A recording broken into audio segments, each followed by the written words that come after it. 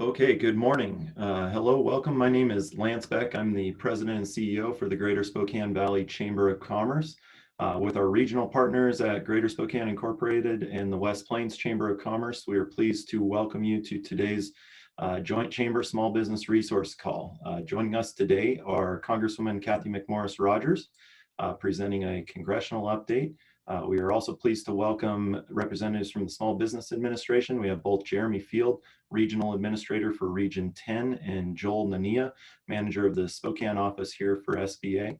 Last but not least, we are also pleased to welcome Kunal Chopra from the Spokane Valley-based etailz. He's the CEO for etailz, and as well, we have a couple staff members from etailz on the line today. So some basic rules for today's meeting. We'd like to request that you do maintain having your mic on mute for everyone's benefit there to hear clearly from our speakers. We will have this call recorded, and we will have the ability to have it posted here before the end of the day to rewatch, as well as a Q&A guide from calls being placed there for you. So.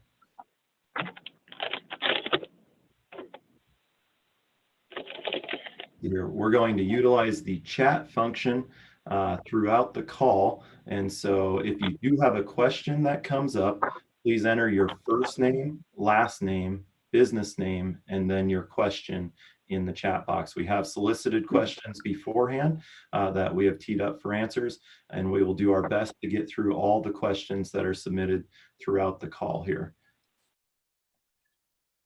At this time, I believe we have Alicia Benson on the line from GSI. I'd like to welcome her to the mic and go ahead and ask for an update from GSI.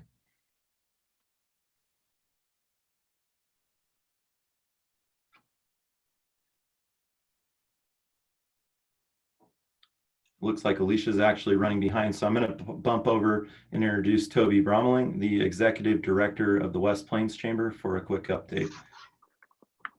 Hey, thanks, Lance. This is Toby Bromling of the West Plains Chamber of Commerce.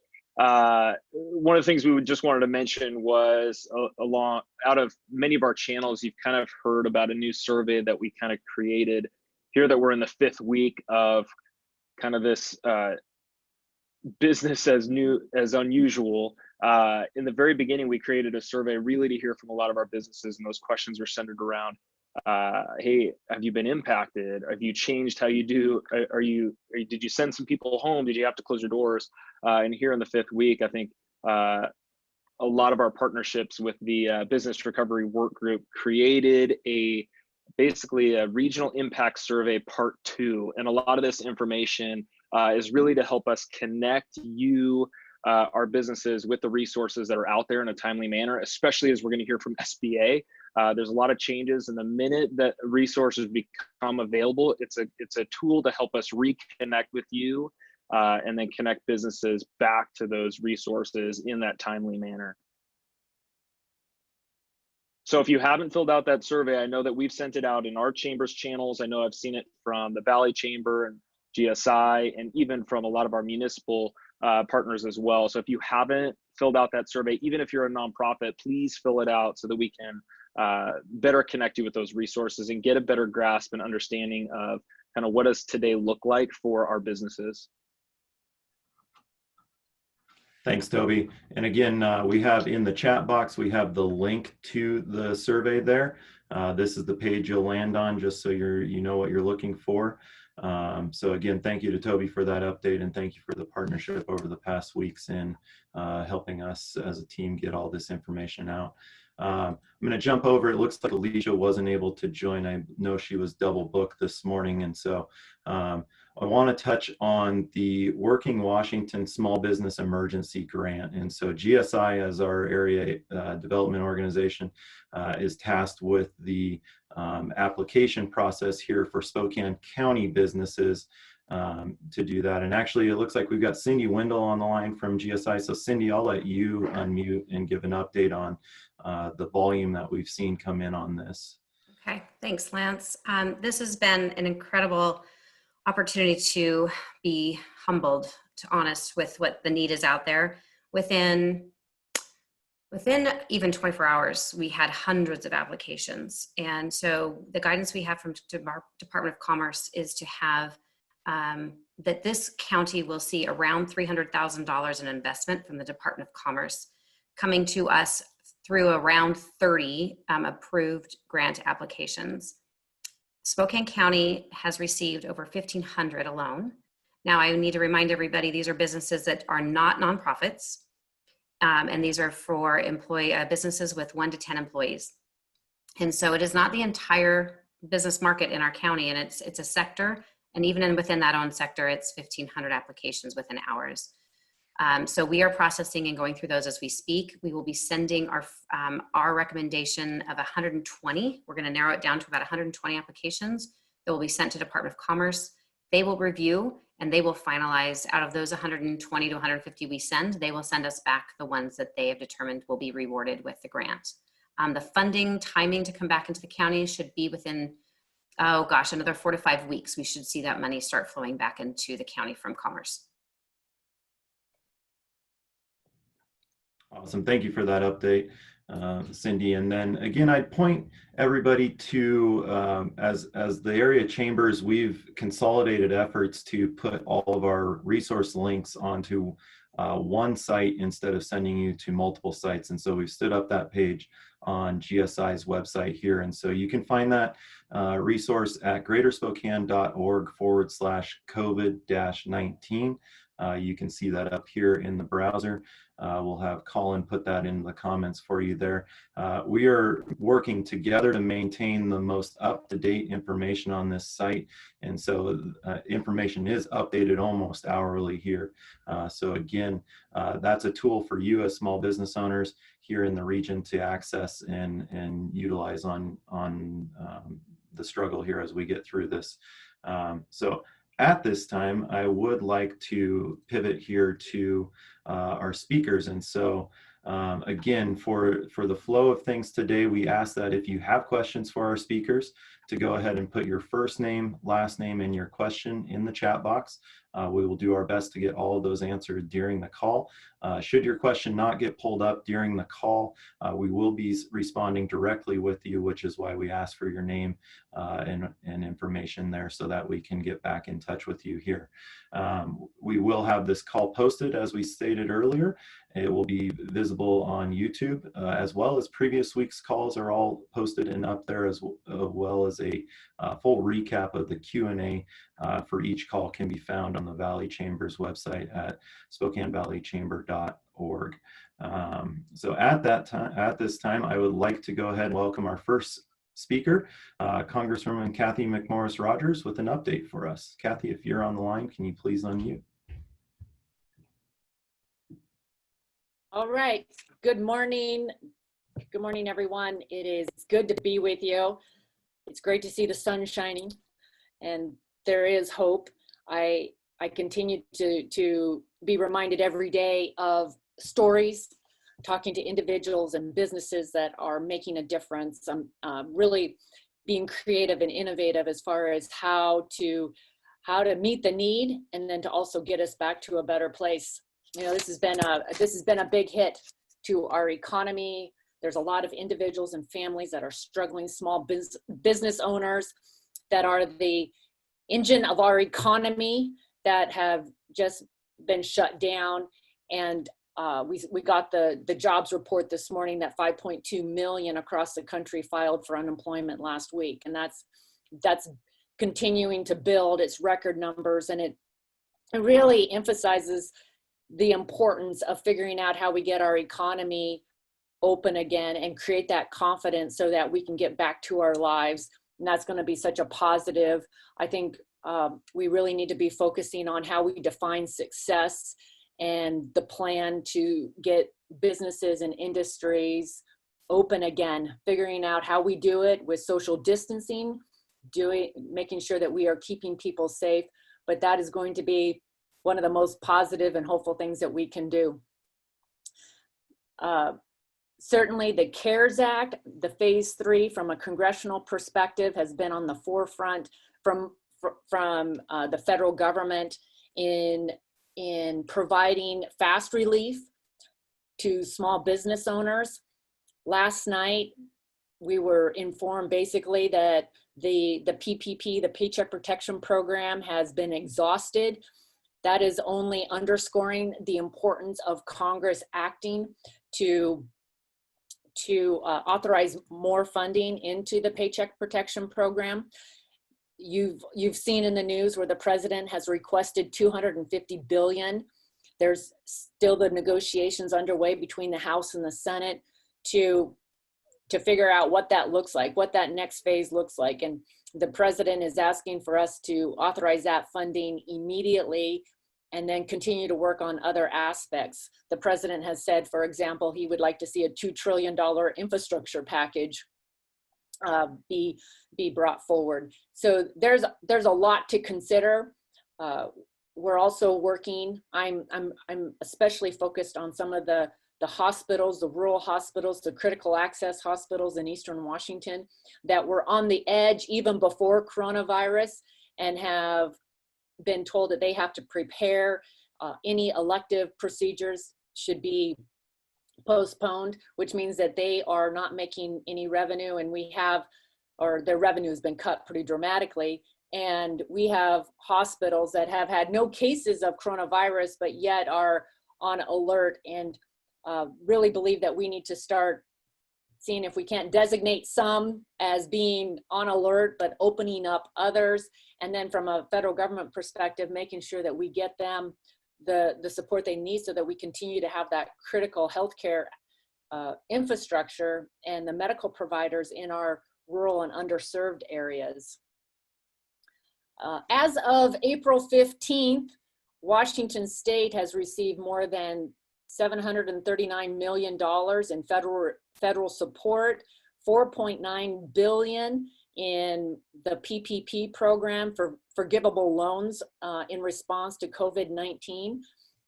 I'm on calls every day with various stakeholders, continuing to identify the needs within PPP and beyond. And as I just said, we're going to be working on what that phase 4 looks like. We're working on that right now. I was on a call earlier today, and that continues. Another big priority for me is closing the digital divide. Again, this is an area where we knew that we had issues, that we had areas that did not have connectivity, and that it needed to be addressed, and there had been a focus. I have worked on mapping legislation this Congress that has passed the House to get more accurate maps so that the funding that had been authorized through the FCC, through USDA rural development would actually go to the areas that are most in need. Clearly, through the coronavirus and the stay home, stay healthy order, the social isolating, the schools being closed, that the needs around broadband have only been underscored. So whether it is kids that need access to the internet for doing their schoolwork, telehealth that we authorized in the CARES Act so that a doctor, whether they are in the office or using telehealth, would be reimbursed at the same levels within Medicare. If you don't have an internet connection, it still doesn't meet the need. And then just getting our economy growing. This is going to be a big priority for me. I just want to say thanks to so many who are stepping up and doing their part. This has been a big hit, obviously, to our economy, to our lives, our families. It's a big hit to the American psyche. We have historically been risk takers, and now we are in this social isolation mode. I just want to applaud so many that are stepping up in a whole host of ways to meet the needs in our community, and then make sure that we are coming out of this stronger than ever. If you have ideas for me, I urge you to reach out, call. I am on daily calls, either with the governor or the governor's team, and then with the FEMA regional director, as well as DC various people. So feel free to reach out, and thanks for all you're doing, and good to be with you today.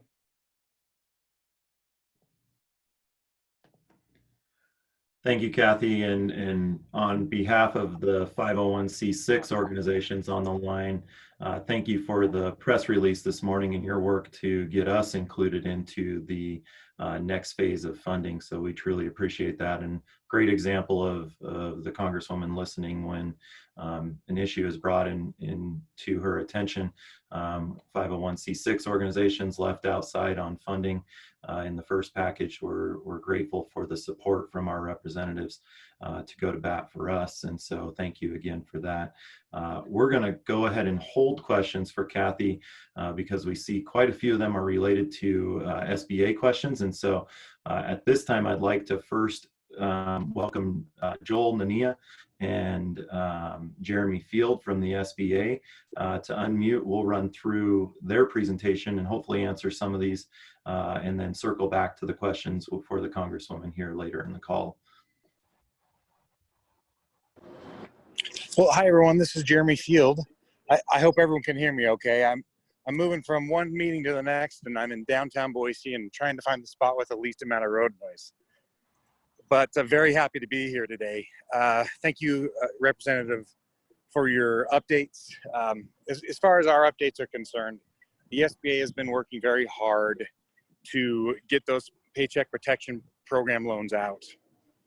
In less than 14 days, we took a brand new program that's never been done before.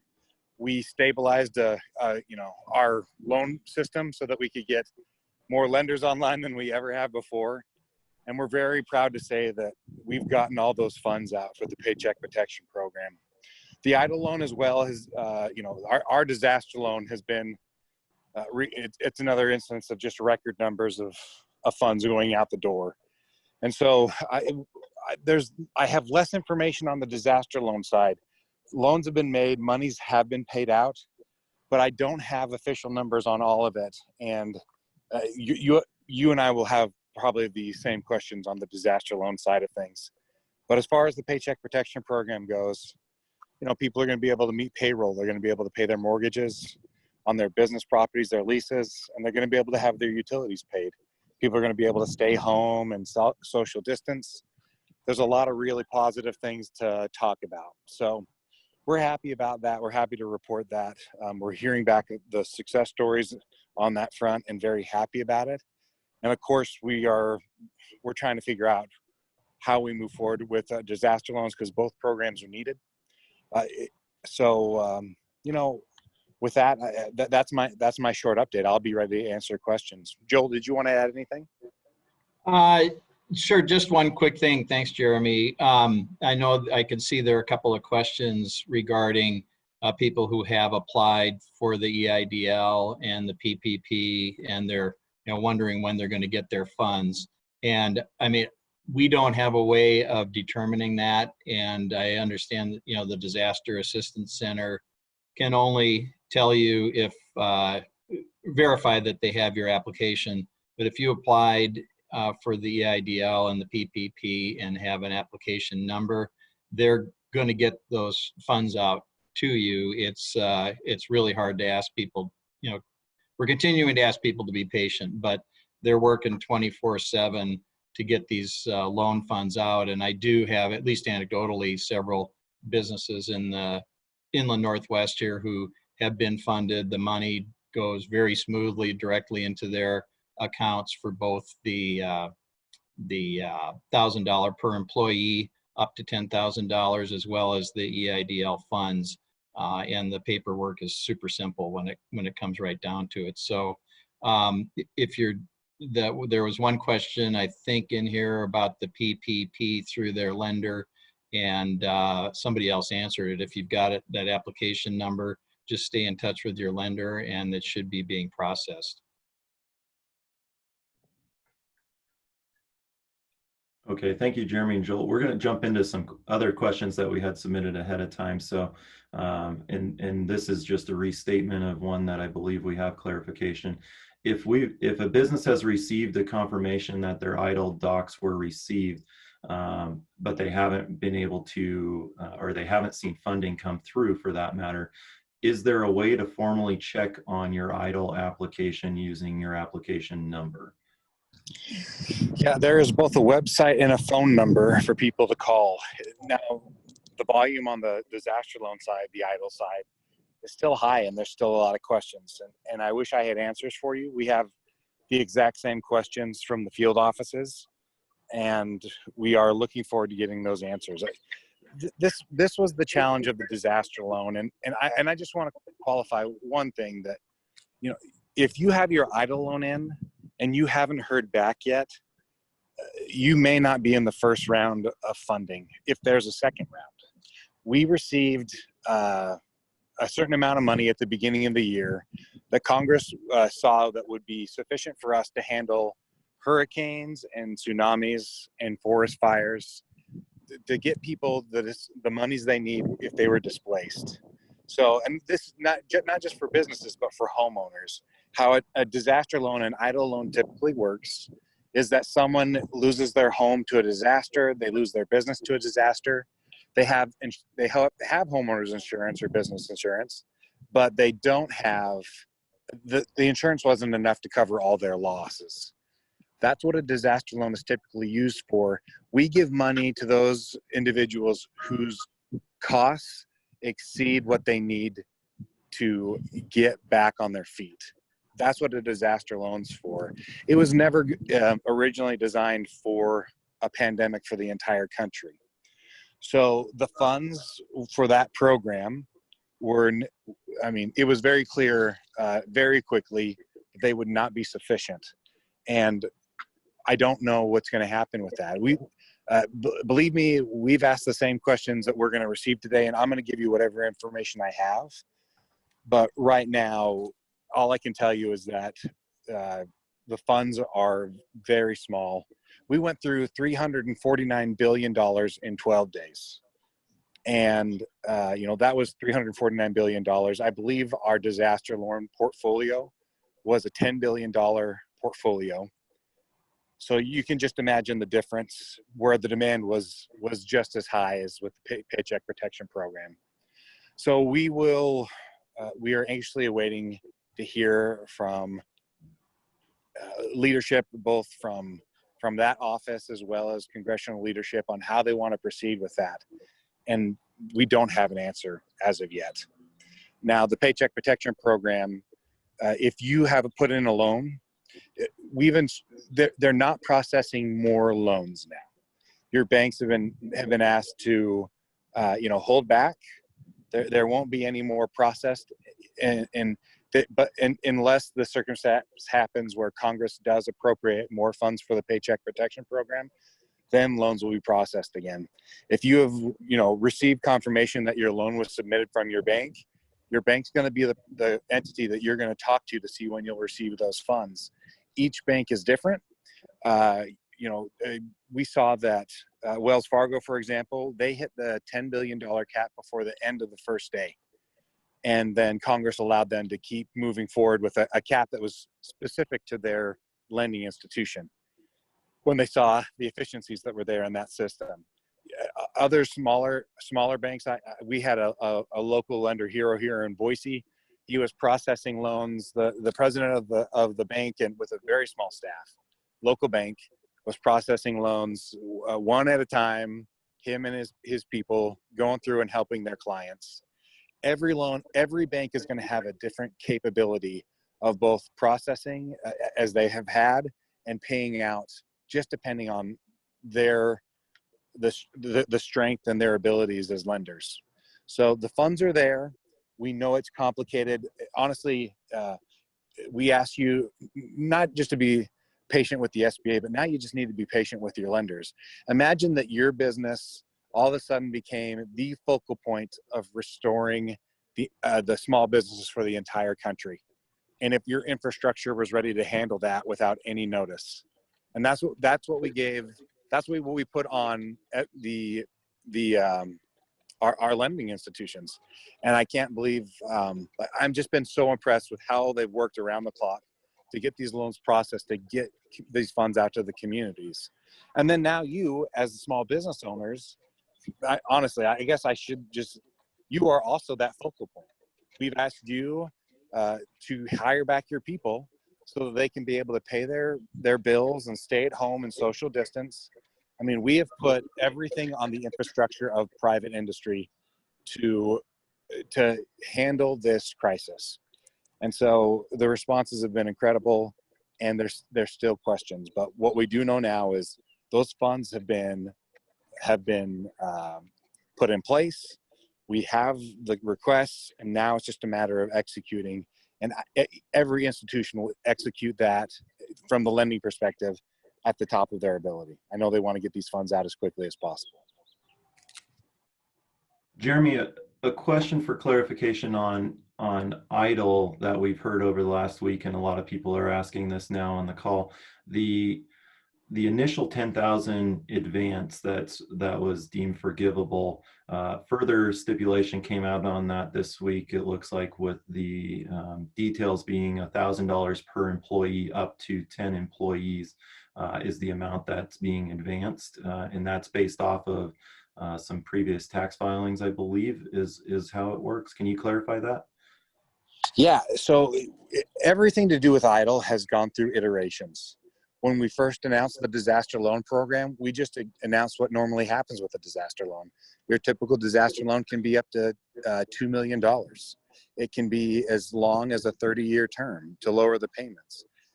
And businesses receive a 3.75% interest rate, and nonprofits a 2.75% interest rate. And we were not putting any qualifiers on that. Well, the CARES Act introduced the EIDL Advance program. Again, no qualifiers were put on that. We were going to say that a $10,000 advance would go to anyone who applied for that program. That would be a grant and would not have to be repaid. But somewhere in that process, disaster told us that us in the field and everywhere else that we would have to pare that down because the funds were insufficient, from up to $10,000 for $1,000 for every employee. And now the last thing we heard is that, we know that we don't have numbers to share publicly. We know that the funds have been sent out. We've heard stories of businesses receiving the full amount they applied for early on. And then we've heard of people that keep waiting. They know they've received the confirmation using that new website, but they've never heard back to know what the status is of their loan, whether they'll receive those funds or not. So we've heard, everything from the full loan coming out to people just still wondering what's going on. But I wish I had more information. I do not. All I can tell you is that we are still waiting to hear from the Office of Disaster Assistance on what the status is of the program and how we're moving forward. Jeremy, one question then came in on both the EIDL and the PPP. When fund balances are forgiven, do you know, will those be taxable income for the businesses? Yes. So the great thing about that Paycheck Protection Program is that, we're taking care of our employees. We're keeping the businesses afloat until we can get this economy rolling again. But then your hospital districts are going to receive the monies that they might receive through those. It depends on what state you're in, if it's property tax or income tax. But these funds are going to provide the services that we still need. We still need sewer systems that work. We still need ambulances to show up when there's an emergency. So, when we receive our paychecks, the same tax issues will still be applicable, and that will help our entire communities. From one of our financial partners here, has the SBA considered extending the 10-day funding requirement on the loans? We have listened to the lenders. Originally it was a 5-day turnaround period we asked for. Then we asked for a 10. Some lenders have told us that 10 is not going to be possible. What I can tell you is every time that we've heard from lenders, we've been responsive to their needs. So that's the pattern I see, is that lenders let us know what's possible, and we've tried to accommodate that however we can. A question related to the PPP for nonprofits from Alan Lesher with the YMCA. When a nonprofit applies for a PPP loan, is there a qualification outside of just the base level, or is it based on FTEs or total headcount for the nonprofit to qualify? So it's just like a business. The Paycheck Protection Program is all about getting your norm. As of February 15th, who are your full-time employees? Who are your part-time employees? What would their salaries be if they're not a salary based on their wages and their average time worked from their 2019 tax returns? What would their salary be?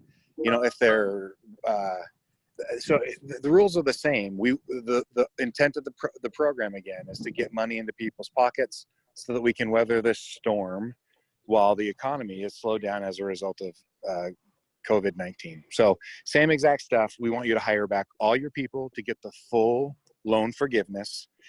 And that's what a lot of confusion comes from businesses. They say, well, listen, we haven't hired back all of our people. We're only having some people work right now and they're working part-time. You want me to really pay everybody? And the answer is yes, we want you to pay everybody, hire everybody back. We want those people off unemployment. We want them to get their normal paycheck. And if you do all those things, if you get them all back on your payroll for 8 weeks, the government will pay for that expense.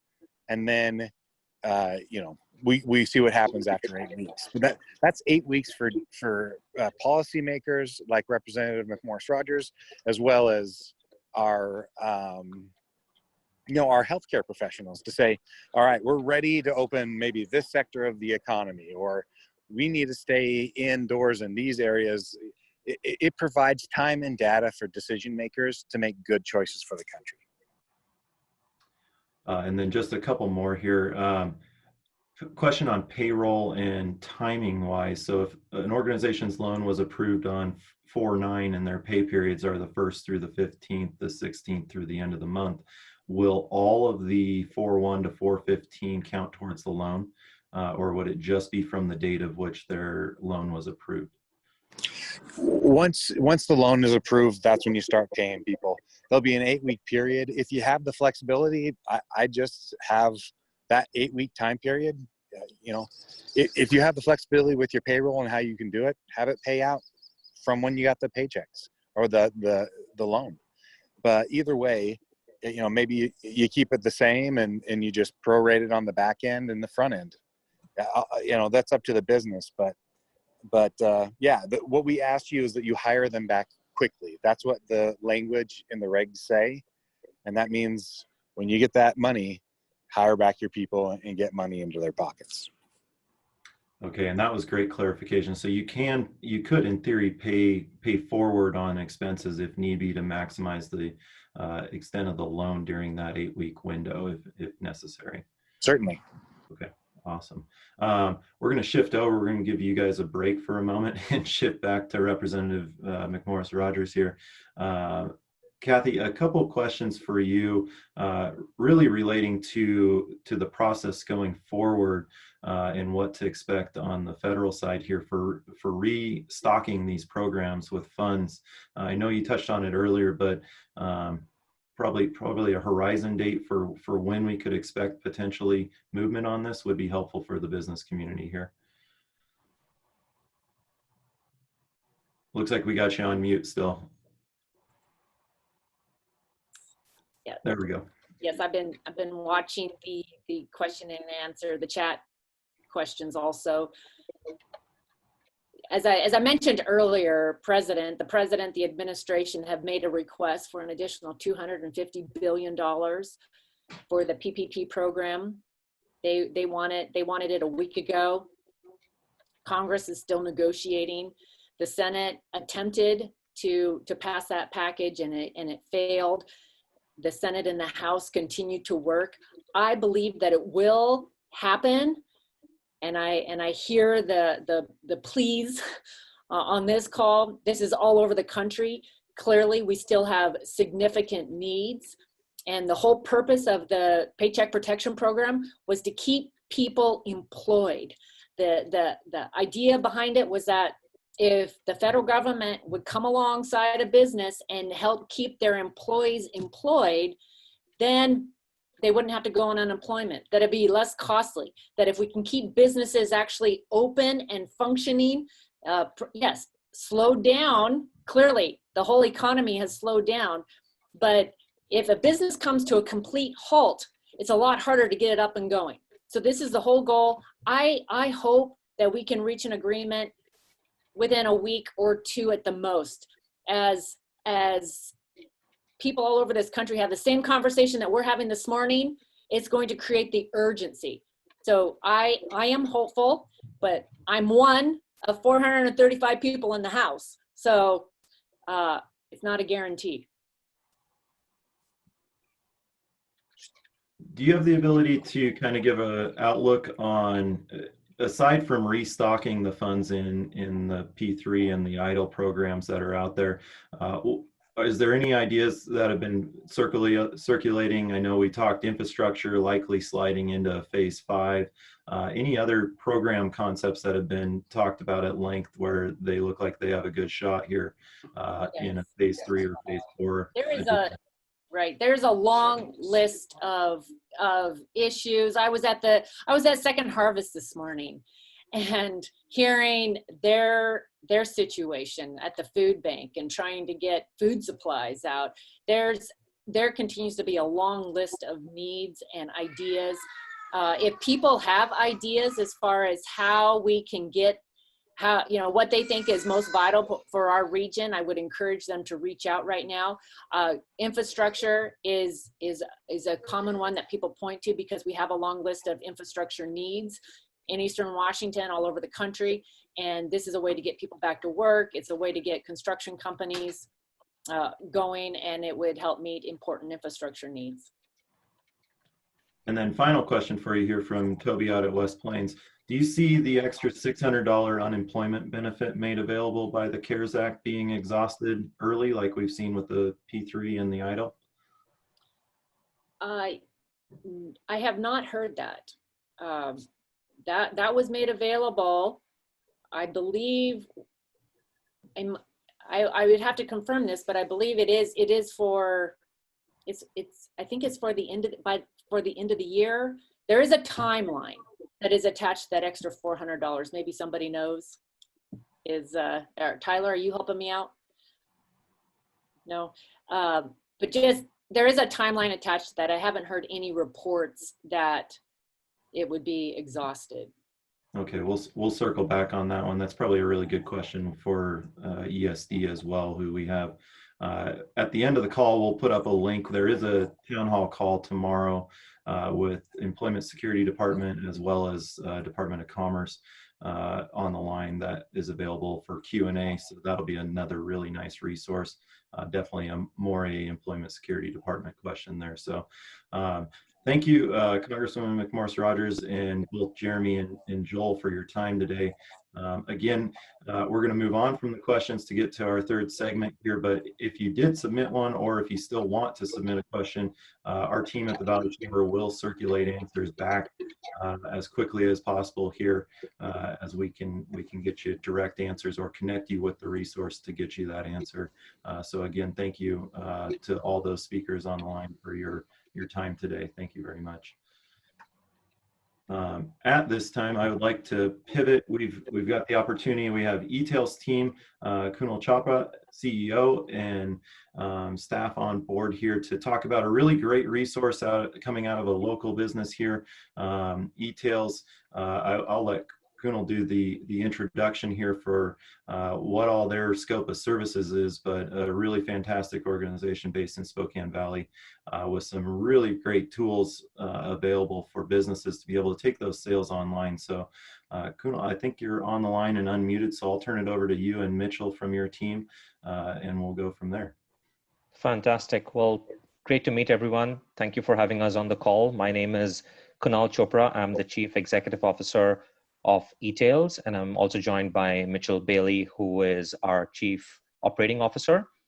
So we'd love to tell you a little bit about etailz today and how we are going through the current crisis, as well as some of our views on where we see this industry going.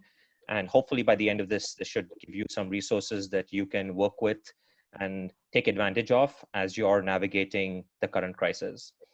So if you go to the next slide, Mitch, you just want to start by explaining to everyone how do we see the current situation as it relates to retail as a whole. So March was a tough month for a lot of businesses out there. As you can see on the left-hand side of this chart, a lot of different categories were in the red.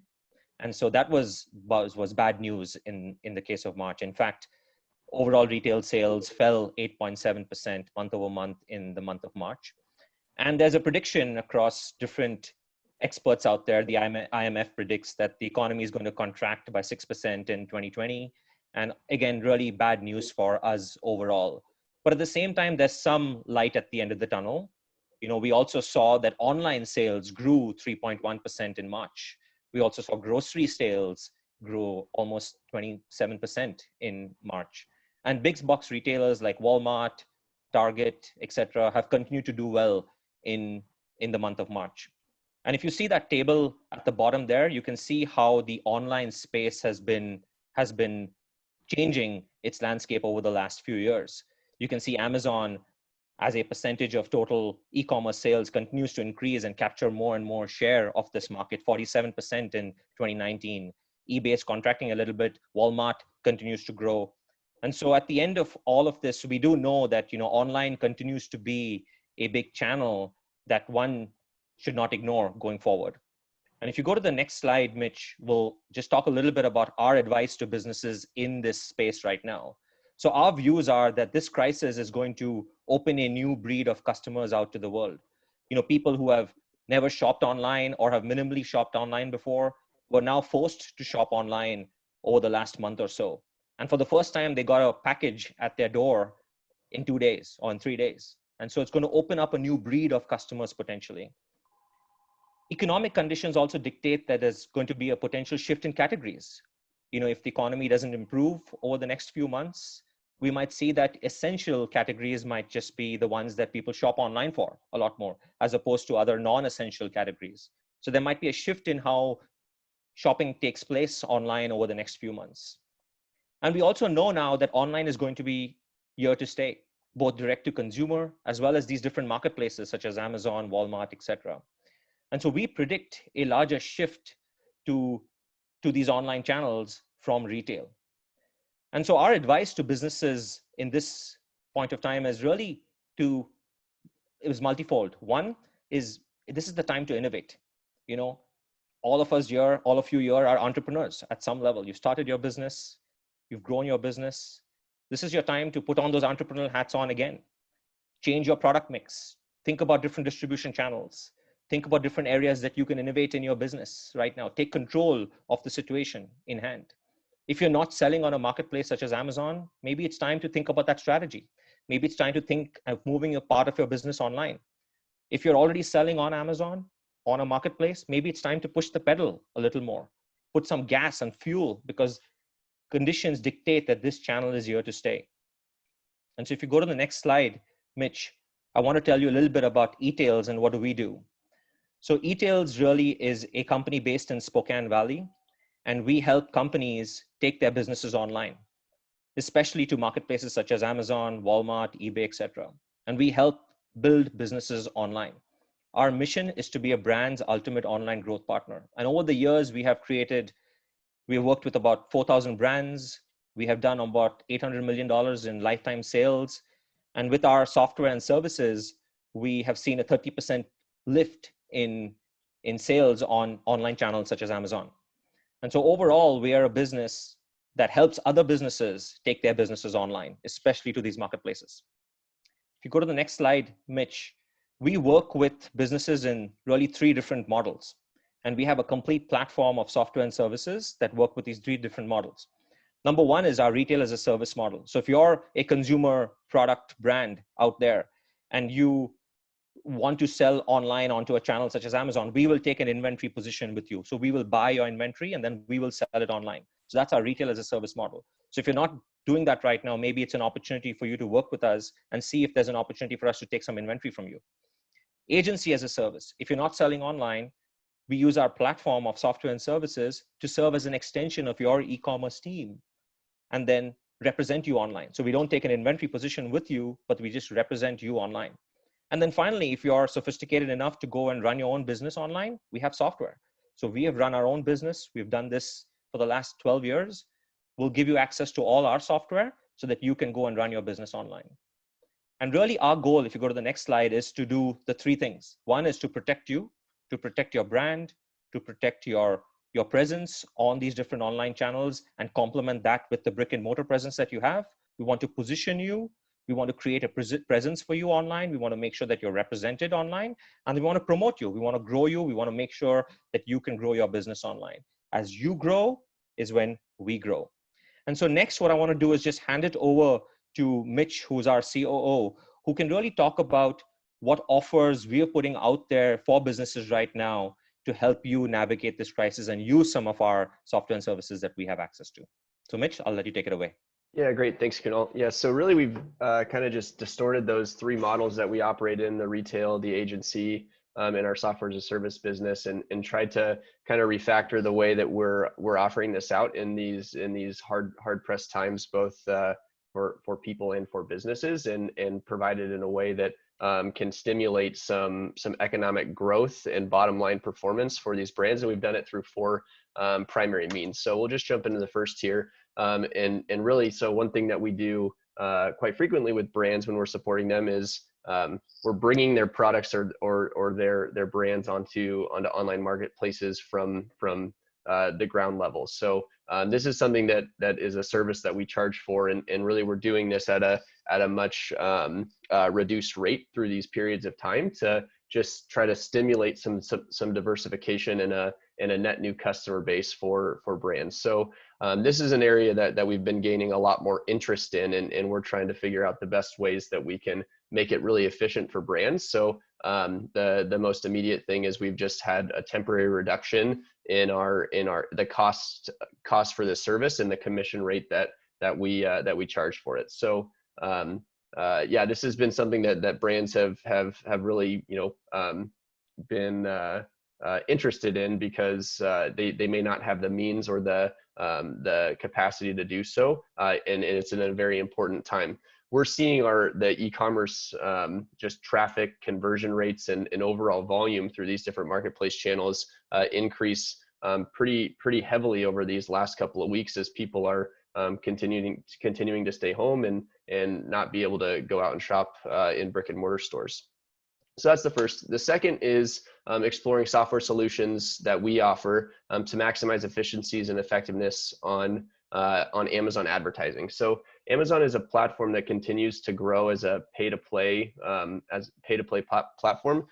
They grew, I think the stat was 41% in their overall ad revenues just through Q4 of 2019. So more and more dollars are generating through their ad platforms. So we have a software solution that really makes that process be really efficient. And the bottom line is really just stretching marketing and that advertising dollars further and getting the most performance for the brand. So something that we've done is we're giving a free 45-day trial for this software solution, both in a managed service structure as well as a software as a service structure. So if you guys do operate brands and have products that are selling on these marketplace channels, I'd encourage you guys to reach out, because I think that there's opportunities for us to help support your marketing performance in an area that might be that those expenses might be heavily scrutinized right now during these economic hard times. So this is also something that we've had a lot of interest in, because people are just trying to increase their volumes and stretch their dollars further to increase cash flows. Third is leveraging a software solution of ours that we call Channel Auditor. So during these times, the supply chains are under so much pressure, and that includes Amazon. So typically, when brands are operating through Amazon, they're using a service called Fulfillment by Amazon. They're Amazon's fulfillment network. One launching here out in Airway Heights shortly. So we've actually created a software that audits and makes sure that we are maximizing the recovery for when there's gaps in the supply chain. So these are oftentimes brands do not understand or don't know that there might be slippage or there might be inventory falling through the cracks. So it just takes us inquiring to Amazon and then Amazon gives us this money back. So this is an immediate bottom line implication. So we're actually giving a dramatic reduction for this free service. It doesn't cost anything for brands to opt in. There's just a revenue share component for that, and we've dramatically reduced that during these times. So again, if this is something that you're already participating in, really encourage you to reach out so we can try to find those dollars for you. And then last is really diversification across the supply chain. So this has been something that a lot of brands have struggled with. Amazon had previously limited what types of inventory you could send into their distribution network. So a lot of brands were hard pressed to have direct to consumer capabilities. So through our legacy and kind of our experience with building out a network of service providers in this space, we have many diversified capabilities in terms of direct to consumer fulfillment. So we're supporting a lot of our brands in allowing them to tap into our network of diversified offerings, which has been something that has been really successful. So, and they may have not had the means to do that to do that themselves. So another way that we're trying to support brands through this time. So those are kind of the 4 areas. And again, I'd really encourage you to reach out directly to our team here. We'll share this we'll figure out how to share this at the end. There's embedded links in here that you can do so. But really what we're trying to really support and drive is brands that may be new to this space. There's a strategic partner in etailz that we can really come alongside you and support moving quickly to really try to capture a new customer base and promote some and stimulate some growth and bottom line performance here. So yeah. The last piece is these are some additional resources that we've created, our teams internally, blog posts, white papers, podcasts, really kind of zooming in and peeling back the onion a couple layers in terms of some of these implications of COVID-19. So these are resources that we'd like to provide you guys here as well. And that's what we have. Thank you for your time today. Awesome. Thank you both, Mitchell and Kunal, for your time. We are open to, if we have any questions come in there, we can also circulate the document via the follow-up email that will come out later this afternoon in regards to the call and all the Q&A. So we'll certainly share that at that time. I think it is an important element now that we all in the business community understand that consumer behavior is certainly going to be changed and potentially changed forever because of this crisis. And so as we've seen the digital platform for sales continue to develop, the Spokane market is blessed to have an organization like etailz here locally. So certainly one that thank you both for opening up those channels and making them available to your partners and to businesses in the community to be able to take advantage of potentially looking and shifting some sales to that online environment as we continue to look at a moving target for our date to return to life as it was. And again, looking at the data right now, we do understand that consumer behavior is likely fundamentally shifted and potentially done so for the foreseeable future. And so again, we really appreciate that. It looks like we have one question coming in from Tom Sawyer Country Coffee. They attempted to work with Amazon and understand that new food items won't be reviewed at this time. Is that the case, or can you navigate that? Yeah, that's something that we can definitely talk about here, and we can get into the specifics maybe offline. But we have some relationships within Amazon, and even really just by working with etailz, because of our relationship with Amazon, we are able to kind of navigate through some of these pieces. So we haven't experienced that issue directly ourselves, but I do believe there is some restrictions for them for net new people coming onto the platform in totality. So yeah, that's definitely something I think that we could support. And then another question, Mitch, do you guys only deal with products, or do you also have services as a market? Today we don't support services, the service arm of Amazon's marketplace. It's not something that I'm super familiar with. Kunal might know more than I do on that front coming from Amazon, but yeah, it's not anything that we've participated in. Yeah, that's not part of sort of our purview right now, but if there's a specific case that you'd like to discuss with us, I mean, I'm more than happy to have that conversation and see if it makes sense, because we still have the general platform that we use for the consumer side of the business that could very well be applicable to the service side. So I'd love to understand the specific case. Okay, we'll connect you guys with both of those question askers there to create that connection. So at this time, again, I really want to say just one full wrap up of gratitude to our speakers today, Congresswoman Cathy McMorris Rodgers, both Joel Nania and Jeremy Field from SBA, and then Kunal and Mitchell here from etailz. Really appreciate your willingness to jump on the call. Again, we will shoot out a recap email to everybody who was registered with the link to be able to watch this call again, as well as a full recap of the Q&A. If your question was asked and you did not get an answer, again, we will be following up with you. Additionally, if you come up with another question that you need an answer for, feel free to reach out to us at our Valley Chamber email address, info@SpokaneValleyChamber.org. We will send a registration link for next week's call. The speaker lineup is still being determined at this time for that call, but go ahead and register early on that. And then last but not least, in the recap, we will also send the registration for tomorrow's Q&A call with the Employment Security Department and Department of Commerce there. I believe, Cindy, if you can throw it in the comments one more time, just so people can click it from there to get registered, that would be great as well. Aside from that, stay well, stay healthy, enjoy the sunshine, and we look forward to connecting again. Thank you.